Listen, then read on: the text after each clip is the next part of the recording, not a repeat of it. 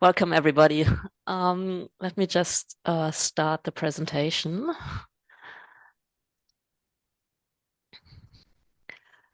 Can you see my?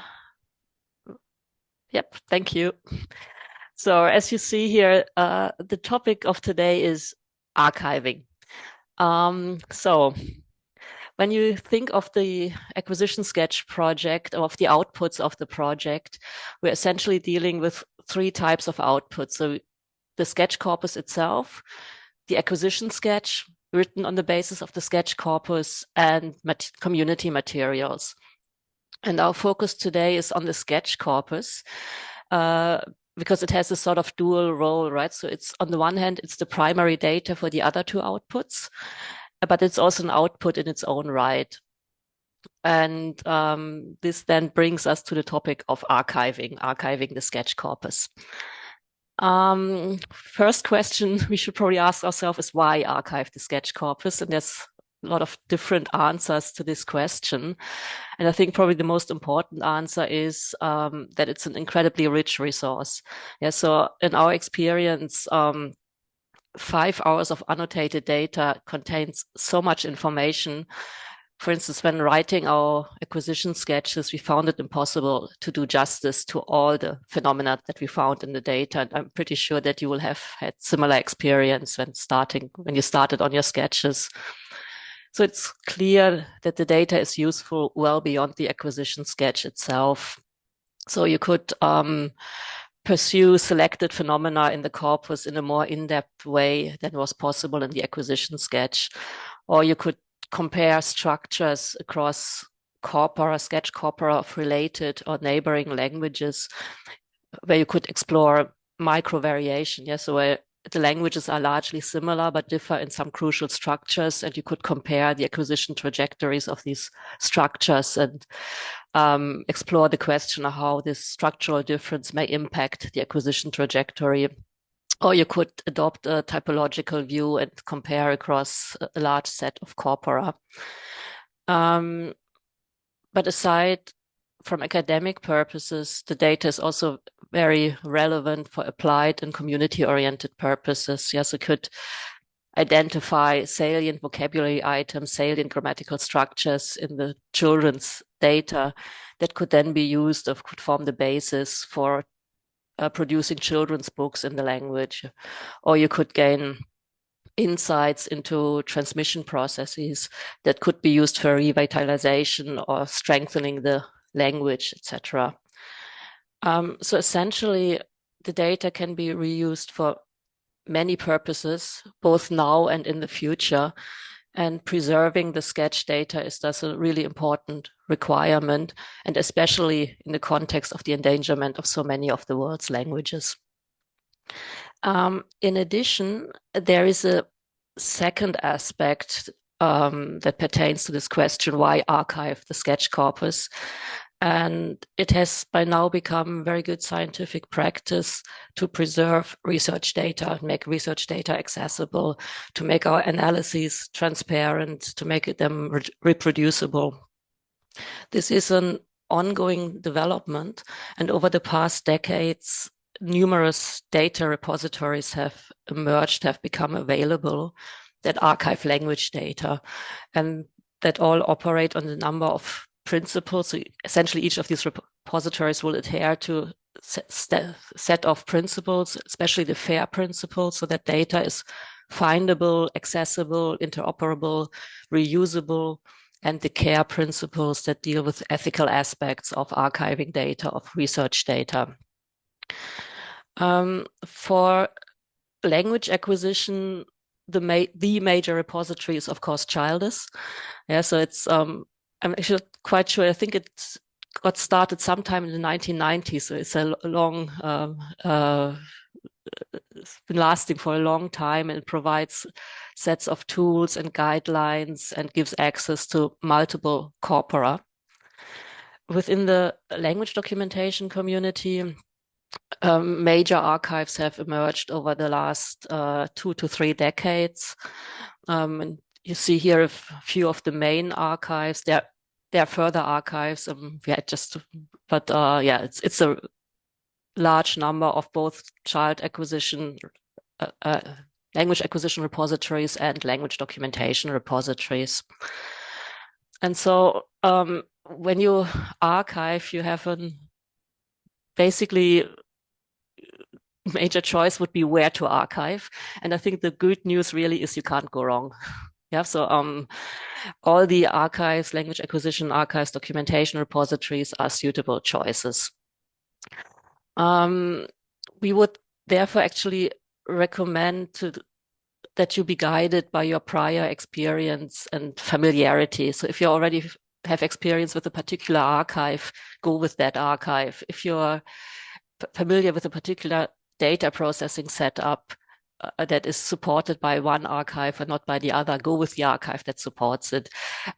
Your research community, your network, if all your colleagues deposit in a specific archive, go for that archive. Yeah, so I think that's the main recommendation that we can give you. In addition, however, we also have set up an institutional cooperation with the Language Archive Cologne, which can always act as a fallback option. So it would archive the sketch corpus if you want to archive it there, or if you cannot archive it elsewhere.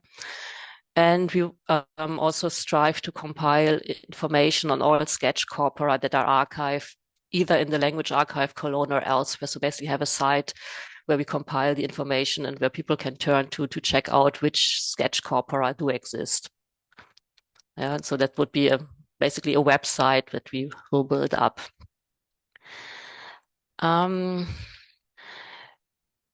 Archives always have their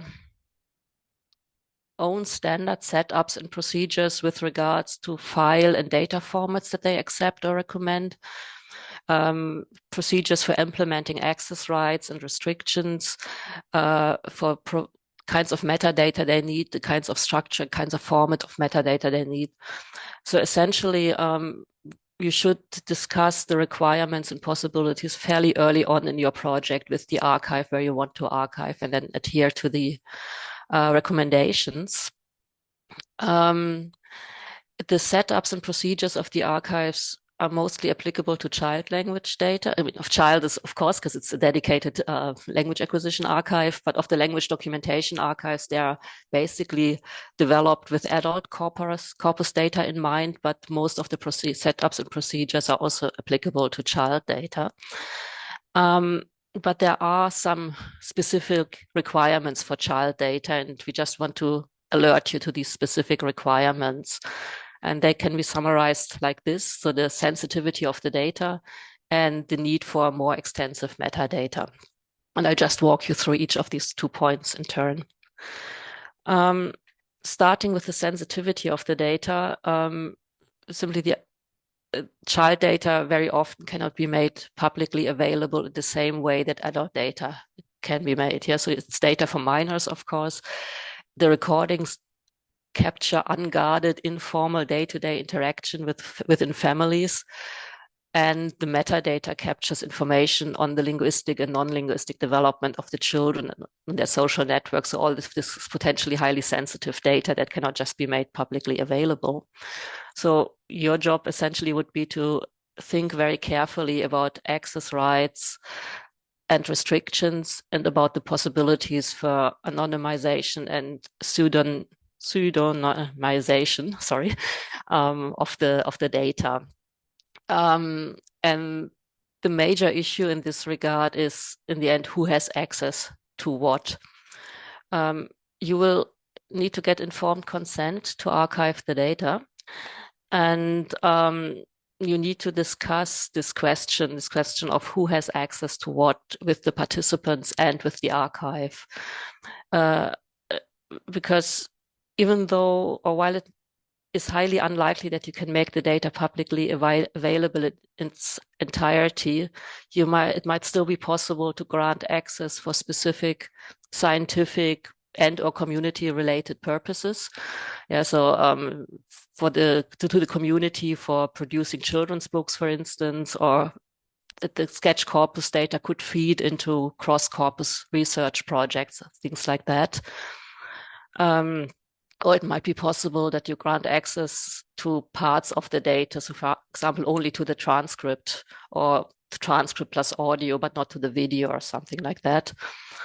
Um, uh, there may be possibility to anonymize or pseudonymize. I think I need a native English speaker here to to help me with that word. Um, the data. So it's fairly straightforward with replacing names in transcript files. That's fairly easy. These days, with technical advancements, it might also be okay to blur, to beep names in audio files or blur video images. And I just wanted to draw your attention to the tools that are currently being developed within the VCOM network. That's a project on visual communication, and they're developing quite a few tools that help us anonymize faces and voices in video and audio. So that's all under development. Um, so check that out. Check out the possibilities there. The special, the question of who has access to what is also relevant beyond the archived data, because you also have to think who in the community can have access to the data. Yeah, so the families should probably get access to the data for their own records, but then you have to think about in which kind of format. So do they have access to the archive, or is there internet connectivity problems, or no internet literacy? So how do you provide the families with copies of the data? You also have to think about the other communities members. So is it possible to show the recordings of one family to another family, right? So in an earlier session, we talked about how to recruit children and their families, and we recommended that you show if you have already recordings of one family, to show these recordings to another family so that they get an idea of what to expect. But of course, you have to get consent for doing that. So can you actually show the videos of one family to another family? Or when transcribing the recordings, who can you recruit as a transcriber? Who is a suitable transcriber for the family? They may not want everybody to have access to that data. Yeah, so all of this is something you need to very carefully think about, who has access to what, and which needs to be discussed with the families and also with the archive when you archive the data. In terms of the extensive metadata, so the second special requirement for child data, so metadata is of course always needed, and the archive will provide you with a setup and set of questions of kinds of structured metadata that they need. So who are the participants, where and when did the recording take place, etc., etc. But for child data, we need a more extensive type of metadata than is typical for adult data, simply because this information directly impacts the interpretability of the child utterances. The relevant information is usually compiled throughout the entire duration of your project, starting with the preparatory stages of corpus construction. Yeah, so when you identify families, when you identify children, you talk very widely in the community and you get information, important metadata information. And also, but if you remember last session, we talked about the transcription process and also using transcription as a kind of metadata collection. When you talk about a recording or about a child's utterance, you will very likely get relevant information about the child's development that is relevant for the metadata. So essentially, we recommend that you compile a dossier of each focused child, containing the kind of information you see on this slide. So you should assign an ID or a pseudonym to the child. Of course, information on name, gender, age as precisely as possible. any information that you have collected on their linguistic and non-linguistic development. Yeah, for example, talkativity, their first words, their longest utterance, at which ages they mastered which skills, etc. Any information that you have collected on their typical daily routines. Oh, sorry, yeah. So that's quite a lot already. And in addition to this information on the focal child, we would also, the metadata dossier should also ideally contain information on the main interlocutors of the children. So even if they do not participate in any of the recordings, but essentially you want to get some idea of the environment that the child grows up in. So the immediate family, parents, siblings, but it's also very likely to contain others as well, grandparents, more distant relatives, neighbors. And the goal is essentially to identify and characterize the main interlocutors of the focused children. And here, of course, we again have the ID, name, gender, age, the type of relationship to the focused child, typical contexts of interaction with the focused child, and languages known and languages typically used with the child. In addition, there needs on the metadata, and in addition to the metadata for the child, there also needs to be metadata for the recording. Yeah, so of course, the metadata recommended by the archive for each participant in the session and about the session itself. From our perspective, again, the ages of all participating children, so not just a child, but really the precise age as possible, as precisely as possible. For each participant, a type of relationship to the focused child, and a sort of a descriptive account of the context of the recording. Yeah, so the location, the setting, where does it take place, the participants and their contribution, main activity. So I just went through one of my sessions and just checked what I've written. There's something like in the kitchen hut next to the fire. Adults are there, but they mainly talk amongst themselves and only rarely interact with the children, while the children play with each other. They play with sticks and they talk about building a house. So just sort of descriptive kind of account of the session. So all of this information in the end will be very relevant to interpreting the data later when you write the sketch, the acquisition sketch. Oops, sorry. What we then recommend is, as you've seen from the past few slides, the metadata is very extensive, and we then recommend to condense this extensive information as a sort of introduction that appears both in the acquisition sketch itself and to the archival collection. And it's useful to employ a table format that lists the focused children and their ages, and to give a brief introduction to each of the focused children. So are they older, younger, or middle siblings, or the only children? Which family members do they live with? Which other languages are used in the home? Anything else of note? Yeah, and put some examples here. So you will be familiar with this table. So that's the table, the basis, the schematic summary of the sketch data.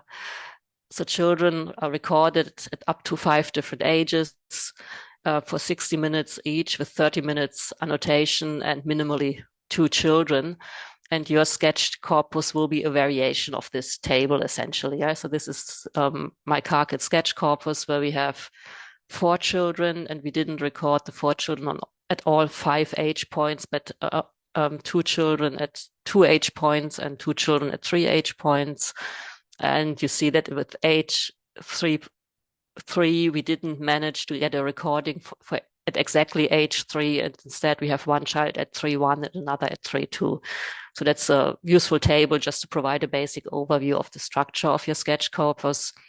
Here is the example for the Pichanjara sketch corpus. Yeah, so again, a variation, 5 children, each recorded at 2 different age points. Or here you see brief prose introduction to the archived corpus, so explaining the background to the corpus, explaining the structure of it, the data formats, etc., and giving brief introductions, characterizations of each of the focus children. So basically their gender, their date of birth, the village where they live, and a little bit about their favorite activities, so that people get some idea of the children. And it's actually quite fun to write these introductions, and especially when you do this for the web or the archive and can connect data points.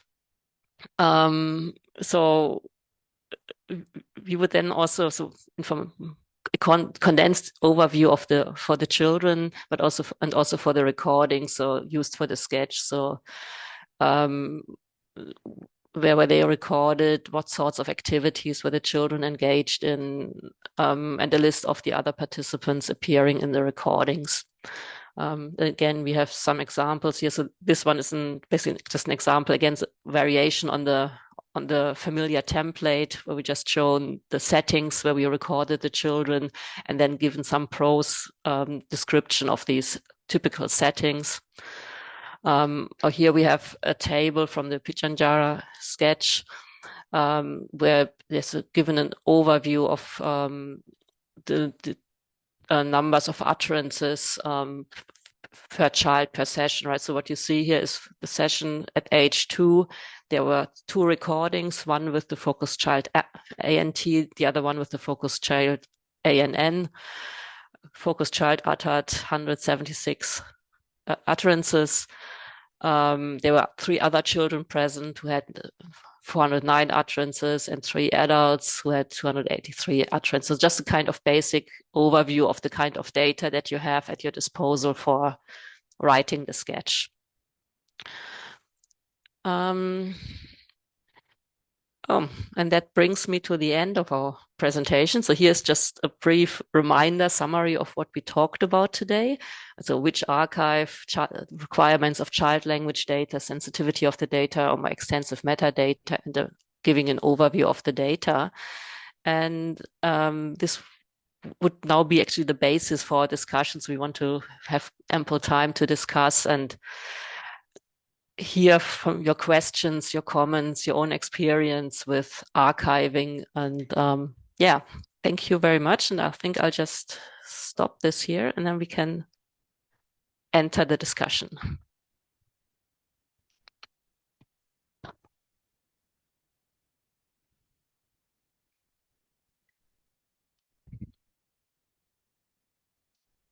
So any things that came to mind when you listened to the presentation? Any experience with archiving? I think I would be very curious to hear if you have already archived your data somewhere and what your experiences are.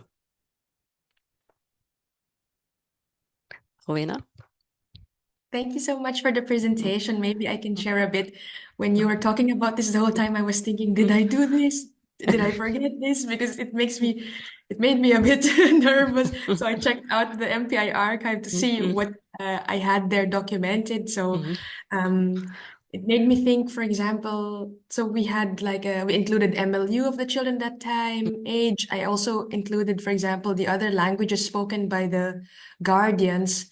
We didn't specify what, because we looked for more dominant Tagalog speaking families. So I assumed that was it, but I now imagine I should have probably written more about the languages spoken in the families, because I think we do have this data. Now I have to really check if I still have access to this. All of these were printed, and I think for our purposes, it's actually better that those with names were always just printed stuff and not digitized. But I have to check if I actually have an anonymized version on my files. Otherwise, they are printed forms at the MPI, which I cannot access at the moment. But I also just wanted to share something even before the archiving, since you also talked about how to convince families. So for I have another project right now, which is longitudinal. So this required a bit more of convincing families to join since it's not a one-time recording. And for this, we already asked in our consent forms if they would be willing for us to put this on Childish. So it's already mentioned there. And what I could just say is that I had to explain to the families what this means because they really ask, is it like YouTube? So, and I had to explain it's not the case that your neighbor can type your family's name and find this video. So I explained this is under this tab. You would have to look for Tagalog, you would have to look for this. And that made them happier about it and agree that, okay, this looks fine. And we agree to take part. Yeah. So I assume you also basically walked them through Childers and showed them how the setup is. So that I think that it's also in my experience the best way because people just don't know what does it mean to put the data into an archive or a repository and uh, yeah. Yeah, but I had to laugh when you started because I think that's the feeling of all of us that we should provide more metadata and never get around to doing it. Um, Rowena, if I could ask a follow-up question. So are you going to put anything other than the transcripts on Charters? And did you discuss the how the other researchers might access, say, videos or audio files? Because clearly then there's the differences in anonymity, right? Depending on the format and which is accessible. Yeah, definitely. So maybe I can talk first about the MPI, the one that's already archived at the MPI. So for these, we have anonymized transcripts. So we changed the names of participants to child, sister, mother. So the mentions. I hope I did not miss anything.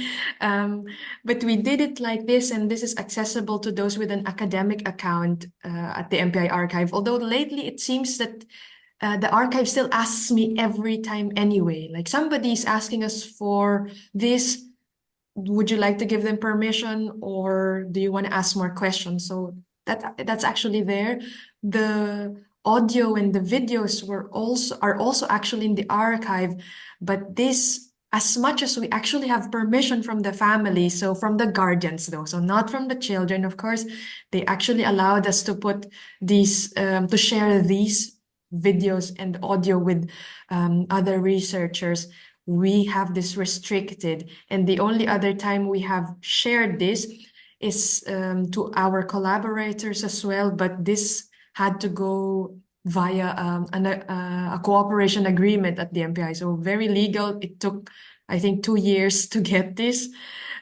So it was very long because they couldn't agree on the privacy stuff. So for example, our collaborators can only watch it at the MPI archive, but not to download it because it's not secure where they will save these files. So something like this. But for the one we're currently doing, the plan is to actually upload also the videos and the audios to Childish. So this time again, it's this we have permission from the families, but I do think about it too of the children did not really say yes to this. But so far, that's our plan. I don't know if you have, I think there was a mention of maybe in the future we can get consent from the children. But I'm wondering about it for this project. It's just that we really need for the current longitudinal project that we plan to put on Childish, we really need the video because um, we code um, things that are in the video. For example, is the one being talked about present in this video? So something like this. So, but yeah, I don't know if you have tips for us for this.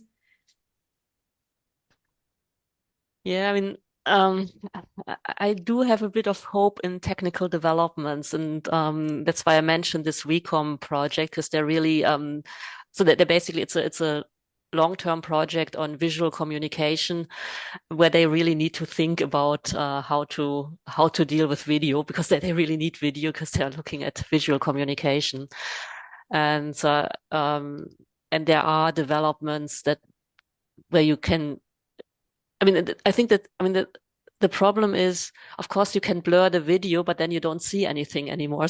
So you need to sort of preserve the crucial aspects so that you can annotate them, and at the same time mask the identity of the person who is in the video. And the same with audio quality, right? So you can mask certain things there, but you still might need some access to some of the information. Yeah, I don't have a good recommendation. I think I would also, so with our corpus, so it's a longitudinal corpus. It contains more data still, but we basically have decided against access for the videos and the audios. They're archived in the archive for safeguarding. We're still figuring out the legal requirements. Currently, they're not even online, so they couldn't, even if there were a hacker attack on our server, they couldn't get to the videos because they're stored on a computer that isn't connected to the internet. So we're currently figuring out the legal requirements, and I assume that speaks also to what you said, Rowena, that it took 2 years with this cooperation agreement. That's also my experience here. But the transcripts we definitely want to make available. But there we haven't done the anonymization in the transcripts yet. So that's a major step that I have to go through at some point.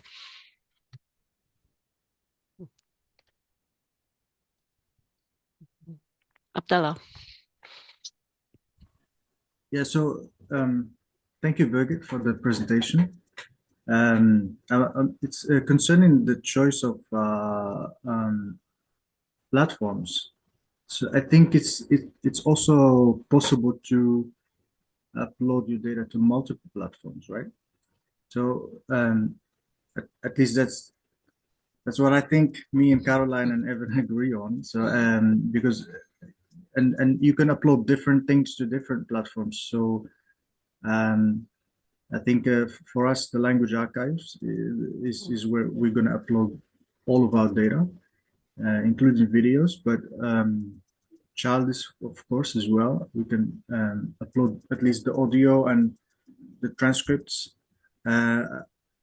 Also I've been asked by Ivan Rose to, but that's fun. So you can give them audio and IPA transcripts. They don't need the more line or anything else. So yeah, maybe do you think this is an even better, instead of choosing between platforms, just as many platforms as we can?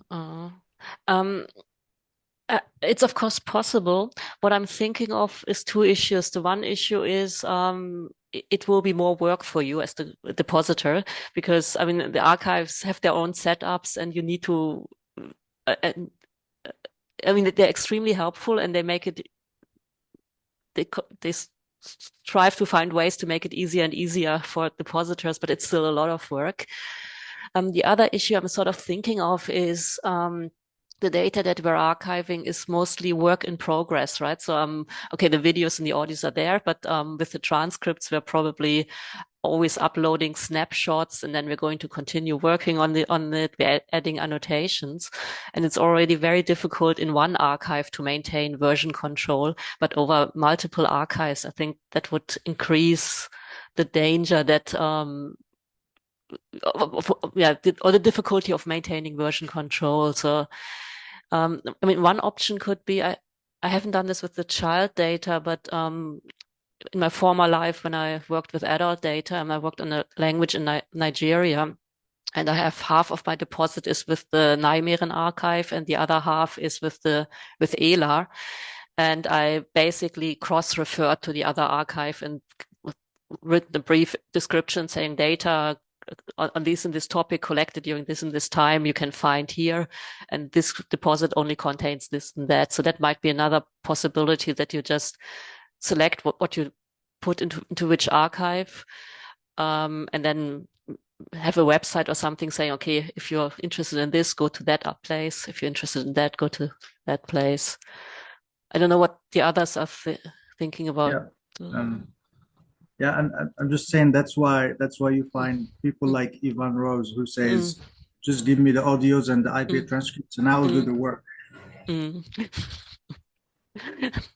Um, I guess one thing that when we were talking about writing the sketch is that we didn't want to be prescriptive about what archive people were using because we thought that archiving is just great thing to do. And then people will have different reasons for depositing in different archives. But one thing that we really want to know is that you've archived it so we can collate what it is and where it might be. So then we can know that it exists, I suppose, and let other people know it exists on the website that Birgit mentioned in the presentation. I could maybe say something about my data. So I would agree with what Birgit says of keeping all the different versions consistent, which I have been really bad at. So my data is archived at the Max Planck because I work there. And like somebody else, they still ask me every time somebody wants to use it. And then also in the active project that Sabina Stoll has at the University of Zurich, I think that because I was active in that project and they wanted then all the data centrally located there.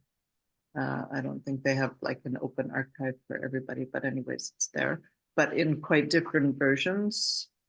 And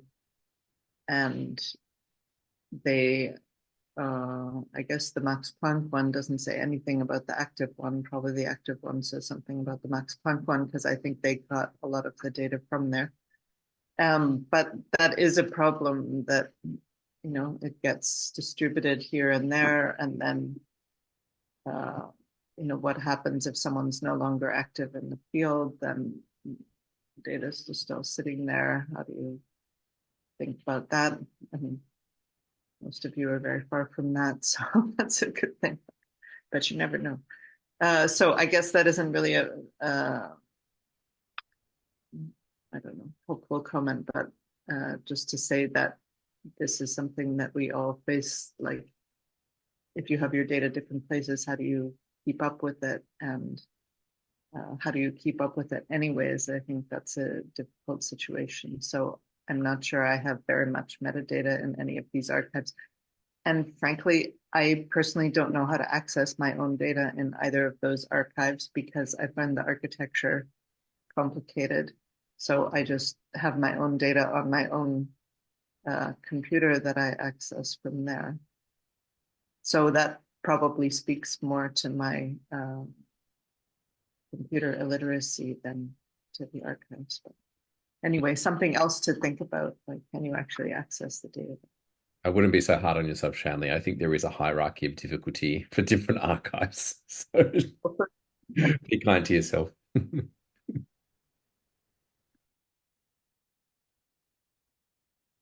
If no one else has a question at the moment, Evan mentioned knowing what exists there. And actually, this made me think before of actually putting our corpus that's already at the MPI one into Childis. I never just got into it. It's because I have heard of researchers who would have, for example, a research question and would check what is actually already available on Childis, and then let's look into those languages. So it made me think, at least for those researchers that I have talked to, that the MPI archive would not be one of the things they would look at, for example. Maybe it's because of how the archive is organized, so it's not just for corpora anyway. So that was the only reason I thought of it, that maybe if it's on Childis people, it would reach a bigger audience. But yeah, I haven't found the time to really do that. But I wonder what you think, if that's really a good thing, or maybe if there will be a list from Sketch, for example, that where we can find these languages. Yeah. Yeah, I think that's the main reason actually why we want to collate all this information. So where you have archived your sketches, to basically once so people will have a dedicated website they hopefully know about the sketch acquisition project, and then they just check out our website and then see, oh, okay, there is something on Tagalog and it's in archive X. Oh, there's something else on Tagalog in archive Y, and so the data becomes findable. And I think it's a very, very good point, because essentially what we're trying to do is we're trying to get the language documentation community and the language acquisition community together, right? But each of them, of course, has their own standards and developments. And so language documentation people would normally probably not look into Childers, whereas language acquisition people would probably normally not look into MPI or ELA. So and it's one of the challenges to put this together, and probably the easiest is really to have a website where everything is available on the sketch acquisition sketches and with pointers to where they are archived.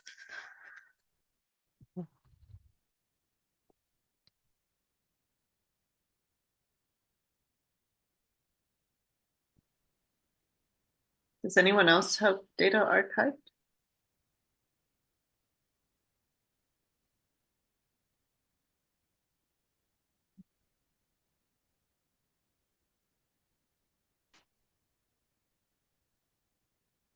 Has anyone else thought about archiving data?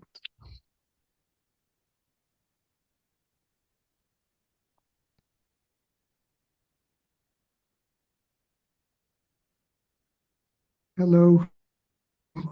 I've I, got all of our Kuoru data is archived in Paradisic, which is an archive especially for Pacific languages. But people there have been very good about accommodating our way of putting things together. We have something like 200 hours of material there, organized into sessions, like roughly 60 to 70-minute sessions across this set of longitudinal samples, monthly for one of the sets of data, and like every three or 4 months for the other one. And within each folder, there's the ELAN file, audio and video, and metadata. But it's probably not a place that a lot of people would think to look for child language data.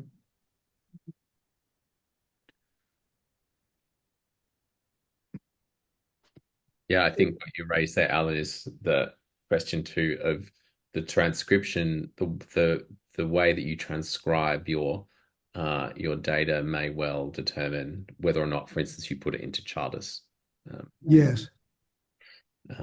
So it might, if it's an ELAN, although I know there is interoperability between ELAN and chat format, but yeah, it could lead you to one archive over the other, depending on.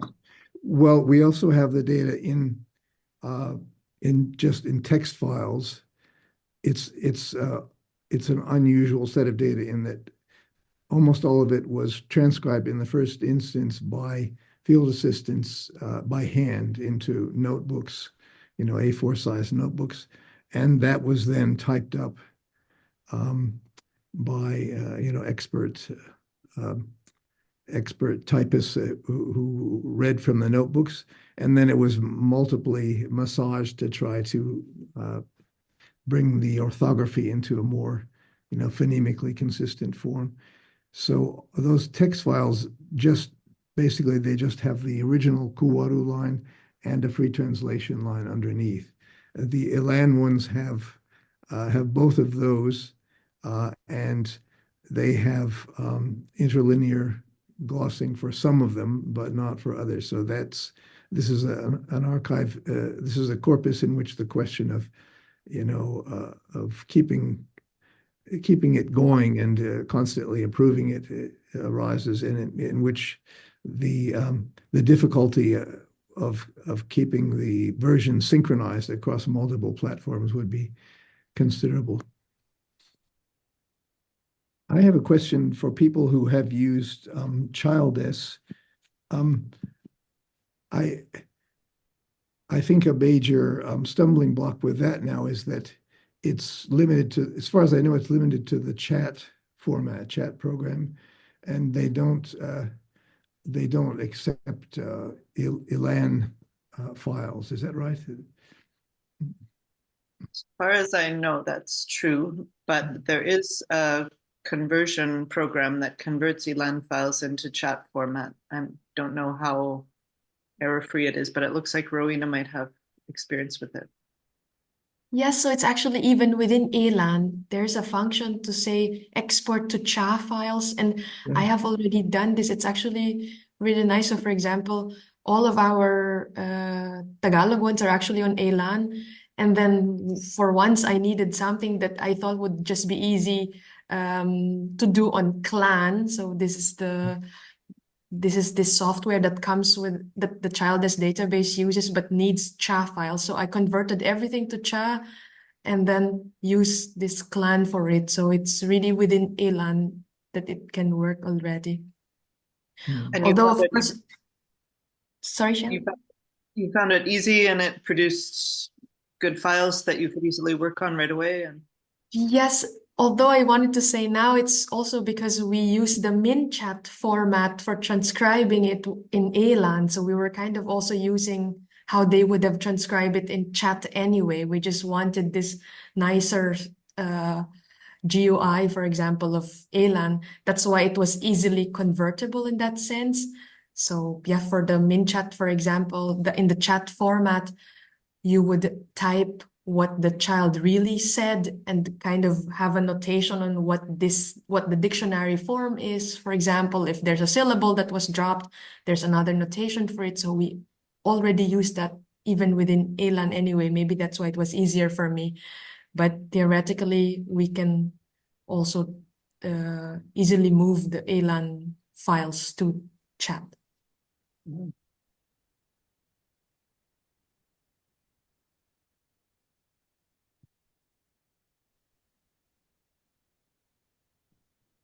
so that might Great. be something to try then, Alan. Have you tried that before, or probably not, or you wouldn't have I asked it. know that it exists, and we did actually commit to getting at least some of our corpus into Childis years ago, but time and money are short for that sort of thing. You have to prioritize. And now the main focus of my new project is on multimodality and multimodal aspects of children's language acquisition, which means that we're spending a lot of time looking at the videos and annotating those, annotating the nonverbal aspects of them, which I don't know how that would, how compatible that would be with the chat format. Elan has that great advantage of having, the capacity to add tiers infinitely depending on what you're looking at.